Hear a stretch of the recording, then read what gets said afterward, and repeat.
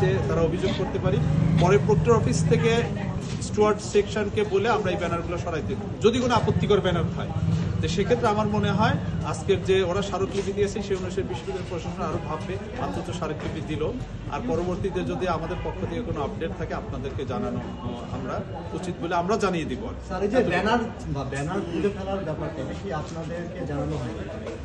Banner খুলে আমি পরে যেটা জানতে পেরেছি এটা ফেসবুকের মাধ্যমে ও স্ট্যাটাস দিয়েছিল, যেটা আমাদের দৃষ্টিগোচর, সত্যিকার অর্থে দৃষ্টিগোচর হয়নি।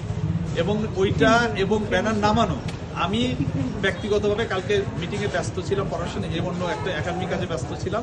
আমি দেখেছি অনেক পরে, যেটা এর মধ্যে অনেক ঘটনা ঘটে গেছে। হয়তো তার আগে জানা থাকলে আমি অবশ্যই চেষ্টা করতাম এটা নিয়ে যেন অনাকাঙ্ক্ষিত কোনো পরিস্থিতি তৈরি না হয়। তার নামে অনেক অভিযোগই আপনাদের খাতায় জমা হয়েছে এর আগে বিভিন্ন ইস্যু ওই সেগুলো নিয়ে সেগুলো তদন্ত, ওগুলো আলাদা কমিটি, ওইটা আলাদা কমিটি করা আছে, তারা কাজ করছে। তারা যখন কমিটি রিপোর্ট জমা দিবে সেই অনুসারে প্রশাসন তার মধ্যে অ্যাকশন সে যেই হোক না।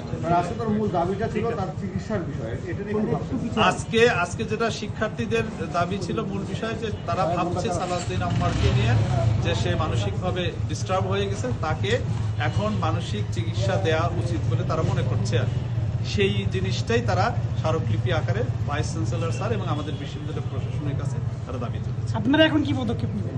এখন বিশ্ববিদ্যালয় প্রশাসন সবাই মিলে সম্মিলিতভাবে একটা এ নিয়ে বিষয়টা ভাবা দরকার, আলোচনা করে। মাত্র দিয়েছে, আমি এখানে চলে আসছি, উই ডোন্ট নো যে আসলে আমাদের পরবর্তী অ্যাকশনটা কি হওয়া উচিত। তো অবশ্যই আমরা ভাববো, স্বাভাবিকভাবেই আমি মনে করি এই বিষয়ে কিভাবে গ্রহণ করা যায় চিন্তা করা উচিত। ধন্যবাদ। আনুষ্ঠানিকভাবে জানাই না না, হ্যাঁ না।